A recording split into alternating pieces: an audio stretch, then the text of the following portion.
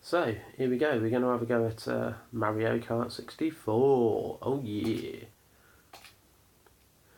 If I can remember what buttons actually do what. Because I've just reconfigured it for Street Fighter Third Strike. So now the button config is all over the place. So now I need to, and I need to later at some point look at actually sorting that out. But unfortunately for now, I'm just going to play this the way I was playing it before, which is literally using random buttons. So at the moment we've got oh dear, I've just done it again. So we've got I think X is no it's not. Oh, I don't know what I'm doing. Yes. So I've got one of my left triggers as select here. And I think we've got let's go Yoshi. So as you can hear there is a bit of slowdown on the music and stuff. It's not well emulated, the N64 in this system. The Pi does struggle a bit in the menus, but once you get in game, it's actually alright. It's actually really good. So we'll be using one of the right triggers here, I think, and yeah, so okay, completely lied. So yeah, it still is. Of course it is. I'm being an idiot. So left trigger is go, and I've got my X button on my PlayStation 1 pad because I've botched it as select for the items. So I've got between the things. But as you can see, it's kind of fantastic actually. The emulation when you actually get in the game is really quick. Like it's kind of sort of perfect. Yeah, I think every now and again you do get a few sort of slowdowns, and like you can hear with the music, you can probably hear a few little glitches like going on with music, but it's nothing like majorly bad. It doesn't really spoil the experience either. I played this the other day, had a mate over and played it with him, and it was fine, 2-player as well.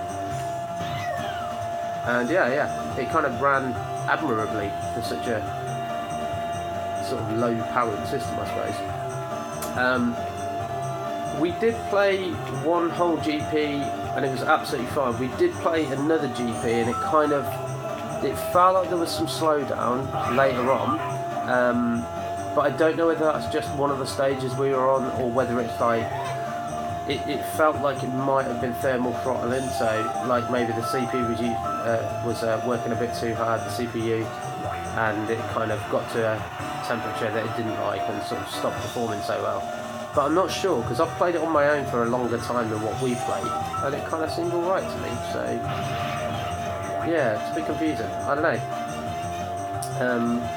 But yeah, it's completely fine. You know, you can go through a whole 2 GPs, which is what I did, and I didn't have any problems. Like I said, the menus are a little bit annoying, and the in-between stages, you can tell, you know, that there's a bit of slowdown there, but it's nothing major, and it doesn't really affect the experience too much for me.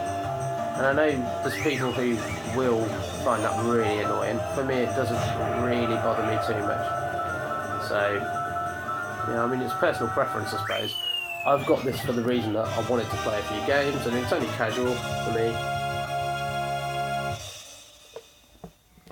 The other thing that I have got to do is obviously set my buttons right for other games, and I know you can do that in the config files. I've just done it on the main emulation station menus,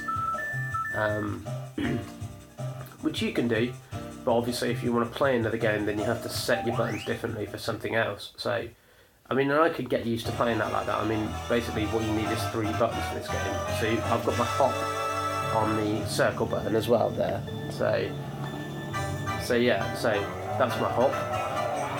If you want to do your sort of, you know, your power slides and whatever, that you can do that, and that's fine. So yeah, it's not really an issue with these games. And obviously stuff like Mega Man or, you know, Mario Brothers or whatever, you know, if you've only got 1 or 2 buttons, kind of fine, as long as they're in some sort of decent placement, it's kind of alright. The only reason, obviously, I wanted them in this position right now is because I've just been playing Street Fighter Third Strike and realised that I cannot play it with the buttons the way around that they were. So I had all my strongs on my, my fierce buttons on my shoulder buttons, which I realised I just can't play. And even the shoulder buttons were the wrong way around as well, so I was just awful. But yeah. Apart from that, I mean, it's absolutely brilliant. And like I say, I can set them per sort of per game as well in the config. So that won't be a problem. It's just something that I'll have to sit down and do once and make sure I can save it, and then that'll all be fine from now on. Yeah. Ah! Oh god. Gonna get screwed now. He's got to go. Don't know why I did that. No need to do that at all. But yeah. Yeah, I just thought I'd like pop this up, just in case anyone was wondering about this thing, the Raspberry Pi. And RetroPie, it's a really good front end as well. Like, it really works well for what you need it to do. It's very easy to, I mean, literally, I mean, you have to look up, say, you know, 1 or 2 tutorials just to get it sort of sorted, and formatting your SD card and flashing the SD card with the OS. But apart from that, and also I'd say getting your ROMs over, because that's another thing, but it's a very sort of intelligently designed front end where you can have, like, say, a laptop, which I've got in front of the TV there as well, which you probably can't see. And you can transfer your ROMs to a USB stick and then pop it in the RetroPie when it's on, into the Raspberry Pi with RetroPie installed when it's on, and it will automatically transfer the files to the correct folders for the correct emulator. Or you can use, you can SSH into it from the laptop, so you can open a terminal on the laptop and input commands. I do only have to download a couple of little tiny programs for that. I think they're called, hold on, can't remember now. One's called Putty, and the other one is called something else, and I can't remember the name of it now. But you download these 2 programs and you can literally transfer files like you would on any Windows system. So you can even have like a window open and drag and drop your files to and from, so you can delete stuff as well, which is one thing that I was really kind of looking for. So getting MAME set up on this is a bit of a nightmare, because obviously you have to have the right ROM versions. I wasn't really aware of that. I was aware of it, but I didn't research it, so I was a bit stupid. I didn't realise I didn't use the most recent versions of MAME ROMs, so I need to do that at some point. Luckily, one of the only ones that I'm really that bothered about is Street Fighter Third Strike. So I've got that, and I'm really happy about that, so that's cool. At some point I will go through the rest and kind of have a go.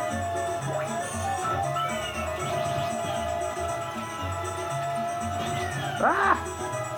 Sorry, this is actually quite hard.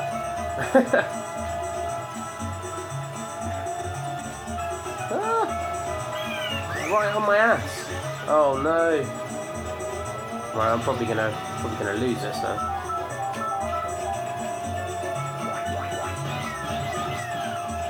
No! Come on. Donkey Kong's being a bit of a prick here. Oh no, I've probably lost this now. I needed that big time.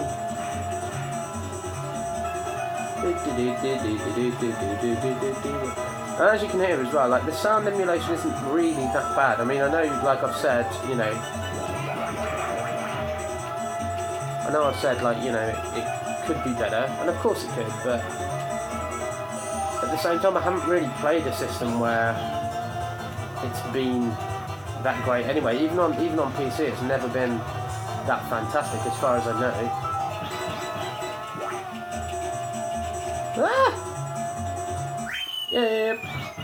Yeah. But, as I say, performs admirably as far as I'm concerned. Couldn't really ask for more for something that costs... I mean, the board itself, if you don't want a case and power cables and everything, if you've got those at home and you've got, you know, your HDMI cables and your Ethernet cables, if you're using those for NetPlay, because it can do NetPlay over through the RetroArch emulator as well. You can actually enable NetPlay and connect to people and play online if you've got the know-how.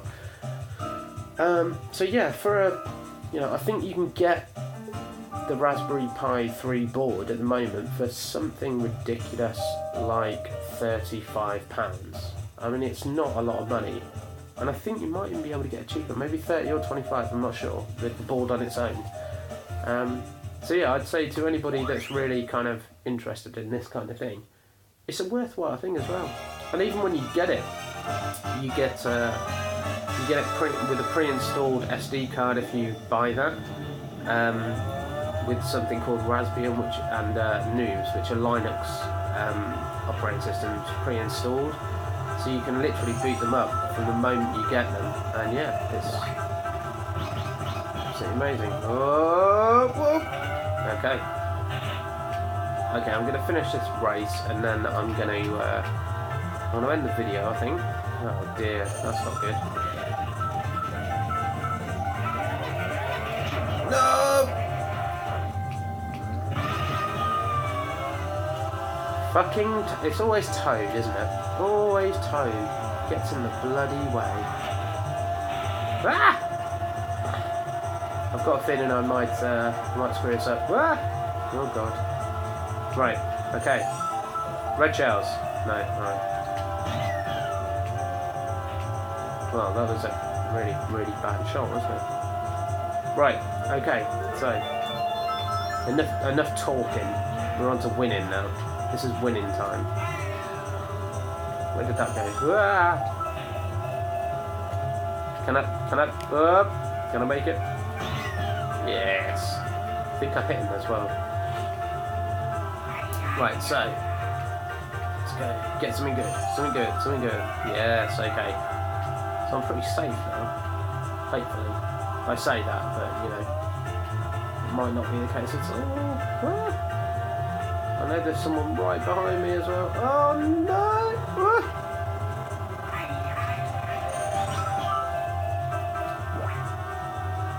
Didn't get him. Oh dear, this could go badly. Okay, one more. Here we go. Time to really go for it now. Oh no! I was like, when am I going to do that? Okay, here we go. We're on for a win. Hopefully, he says.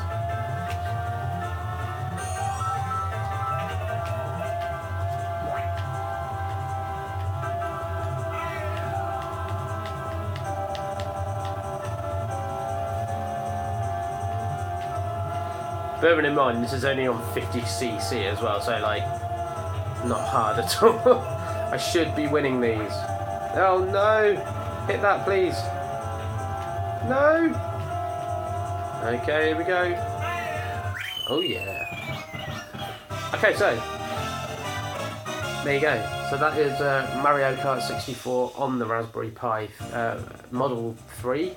As you can see, it's not exactly 100% right emulation, but I don't think I've seen that on any system, even a computer that's way more capable than this, you know. And that's not saying a lot, you know. Like even then, it's N64 emulation isn't fantastic. So yeah, I'm really happy with this. I mean, I'd happily have people around and play this, and it's a laugh. It's brilliant. So anyway, hope you enjoyed the vid anyway, and if you like it, give us a like, innit?